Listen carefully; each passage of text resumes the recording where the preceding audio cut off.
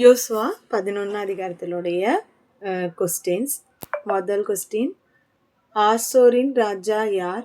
ஆசோரின் ராஜா யார்? ரெண்டாவது கொஸ்டின், இஸ்ரவேலரோடு யுத்தம் பண்ண போன இடம் எது? இஸ்ரவேலரோடு யுத்தம் பண்ண போன இடம் எது? 3, கடற்கரை மணலை போல ஏராளமான ஜனம் எது? கடற்கரை மணலை போல ஏராளமான ஜனம் எது? 4, குதிரைகளுக்கும் ரதங்களை என்ன செய்ய கடவர்?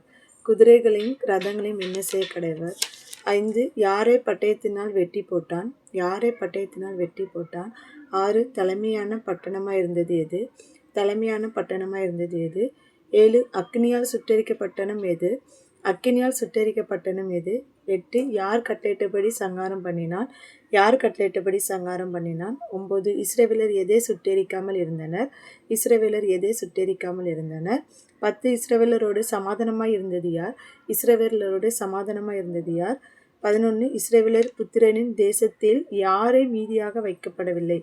இஸ்ரவேல் புத்திரனின் தேசத்தில் யாரை மீதியாக வைக்கப்படவில்லை? 12, யார் மீதியாயிருந்தனர்? யார் மீதியாயிருந்தனர்? யோசுவா 10க்குள்ள ஆன்சர்.